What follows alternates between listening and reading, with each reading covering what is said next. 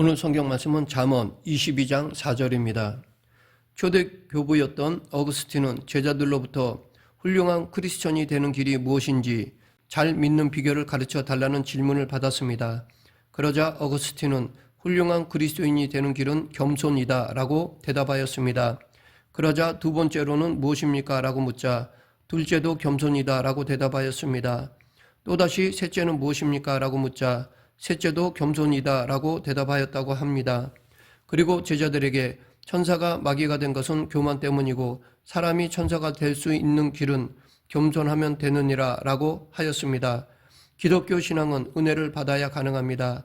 우리는 하나님의 은혜로 믿음을 갖게 되었고 하나님의 은혜로 구원을 받았고 하나님의 은혜로 영생을 얻었습니다.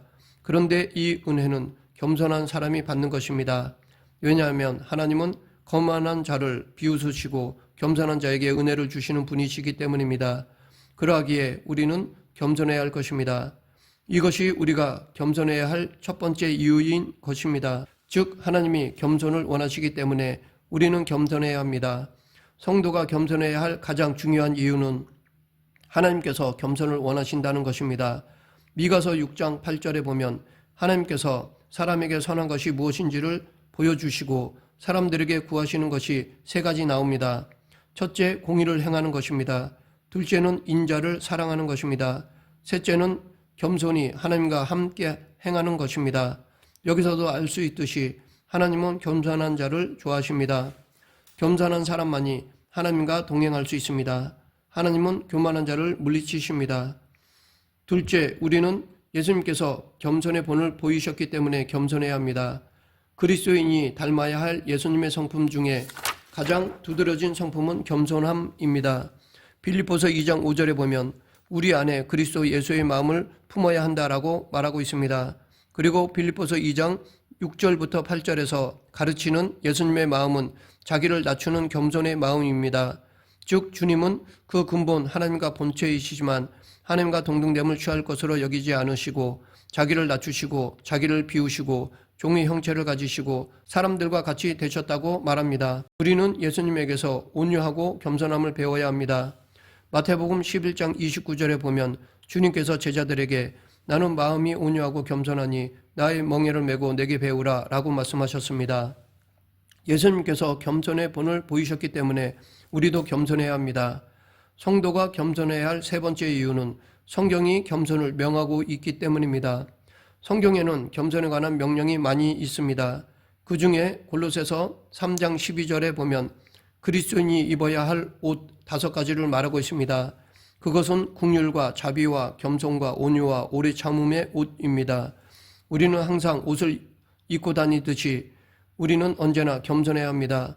옷은 우리의 수치를 가려주듯이 겸손은 우리의 수치를 가려줍니다. 또한 옷은 우리를 보호하듯이 겸손은 우리를 보호해 줍니다. 그러면 우리가 겸손해야 할 대상은 무엇일까요? 첫째, 우리는 하나님께 겸손해야 합니다. 우리가 이 세상에서 가장 화목해야 할 상대는 하나님입니다. 그래야 복을 받습니다. 욥기 22장 21절 너는 하나님과 화목하고 평안하라. 그리하면 복이 내게 임하리라. 온 우주에서 가장 강하신 분은 하나님이십니다. 하나님은 만왕의 왕이시오 만주의 주이십니다. 온 우주가 하나님의 것이며 모든 것의 주권이 하나님께 있습니다. 그러하기에 그 하나님과 평안하고 화목할 수 있는 방법은 복음입니다. 예수 그리스도입니다. 그런데 예수 그리스도의 복음을 받아들여서 하나님과 화목하고 평안할 수 있는 사람이 가져야 할 기본 바탕이 겸손입니다. 그래서 야고보서 4장 6절에서 하나님이 교만한 자를 물리치시고 겸손한 자에게 은혜를 주신다라고 한 것입니다. 둘째, 우리는 사람에게 겸손해야 합니다. 잠언 16장 18절에 교만은 패망의 선봉이요 거만한 마음은 넘어짐의 앞잡이이니라 라고 하였습니다. 교만하면 사람들의 적이 됩니다. 그래서 결국 패망하게 되어 있습니다. 우리는 사람 앞에서도 겸손해야 합니다. 사람 앞에서 겸손하려면 사람을 귀하게 여겨야 합니다. 사람을 천하게 여기고 사람을 하찮게 여기는 사람은 절대 겸손해질 수 없습니다. 셋째, 우리는 모든 일 앞에서 겸손해야 합니다. 우리는 어렵고 큰 일 앞에서는 겸손해지는데 쉽고 작은 일 앞에서는 교만해지는 경향이 있습니다. 잠언 11장 2절 교만이 오면 욕도 오거니와 라고 하였습니다. 이 말씀을 표준 세번역에서는 교만한 사람에게는 수치가 따르지만 이라고 번역했고, 공동번역 개정판에서는 잘난 체 하다가는 창피를 당하는 법이라고 번역했습니다. 즉 교만하면 부끄러움을 당한다는 것입니다. 이스라엘 백성들이 아이성 앞에서 교만했었습니다. 작은 성인이 쉽게 이길 수 있다고 생각하다가 부끄러움을 당했습니다. 우리는 무슨 일을 하든지 겸손해야 합니다. 그러면 겸손에 따르는 보상은 무엇일까요? 첫째, 겸손하면 사랑을 받습니다. 겸손한 사람은 하나님께도 사랑받고 사람들에게도 사랑받습니다. 반대로 교만하면 하나님에게도 사람에게도 미움을 받습니다. 이스라엘 초대 왕은 사울입니다. 사울이 이스라엘의 초대 왕으로 선택받을 때 그는 겸손했습니다. 하나님은 사울의 겸손을 보시고 그를 이스라엘의 왕으로 삼으셨습니다. 그가 왕으로 택함을 받았을 때 나는 이스라엘 지파의 가장 작은 지파 베냐민 사람이오며 나의 가족은 베냐민 지파 모든 가족 중에 가장 미약하지 아니하니이까 라고 하였습니다. 사울이 자신과 자신의 집은 미약하다고 했지만 객관적인 눈으로 보면 그렇지 않습니다. 사무엘상 9장 1절에 보면 그의 아버지 기스에 대해서 베냐민 지파의 기스라 이름하는 유력한 사람이 있으니 라고 하였습니다. 여기서 유력하다라는 말은 히브리어로 하일이라는 말인데 견고하다, 강하다에서 유래했으며 힘, 능력, 부, 재상, 군대를 의미합니다. 그러니 결코 그의 집안은 작은 집이 아니었습니다. 거기다가 사울 자신은 그 키가 다른 사람의 머리통 하나만큼 더 큰 사람이었습니다. 그는 가장 미약한 자가 아니었습니다. 이것은 그의 겸손함을 보여주는 것입니다. 겸손하여 하나님의 사랑을 받았던 사울이 왕이 되었지만 시간이 지나면서 교만해지기 시작하였습니다. 그래서 사울은 하나님의 말씀을 버렸습니다. 그리고 하나님을 대적하는 자리까지 가게 되었습니다. 교만한 그는 결국 하나님께 버림을 받았습니다. 둘째, 겸손하면 높아집니다. 잠언 18장 12절 사람의 마음의 교만은 멸망의 선봉이요 겸손은 종교의 앞잡이이니라. 겸손은 종교의 앞잡이입니다. 즉 겸손하면 높아지는 것입니다. 세례 요한은 겸손한 사람이었습니다. 유대인들이 예루살렘에서 제사장들과 레위인들을 그에게 보내 내가 누구냐라고 물었을 때 그는 나는 그리스도가 아니다라고 분명히 말했습니다. 그들이 또 내가 엘리야냐 그 선지자냐라고 물었을 때도 아니다라고 대답했습니다. 그렇다면 대체 너는 누구냐라고 묻자 세례 요한은 나는 선지자 이사야의 말과 같이 주의 길을 곧게 하라고 광야에서 외치는 자의 소리다 라고 하였습니다. 그들이 또 내가 만일 그리스도도 아니요 엘리야도 아니요 그 선지자도 아닐진데 어찌하여 세례를 주느냐라고 하자 세례 요한은 나는 물로 세례를 주거니와 너희 가운데 너희가 알지 못하는 한 사람이 섰으니 곧 내 뒤에 오시는 그이라 나는 그의 신발끈 풀기도 감당치 못하겠노라 라고 하였습니다. 이처럼 세례 요한은 예수님을 높이기 위해 자신을 예수님의 신발끈도 풀지 못할 만큼 주님의 종노릇도 감당하지 못할 정도로 부족한 사람이라며 자신을 낮추었습니다.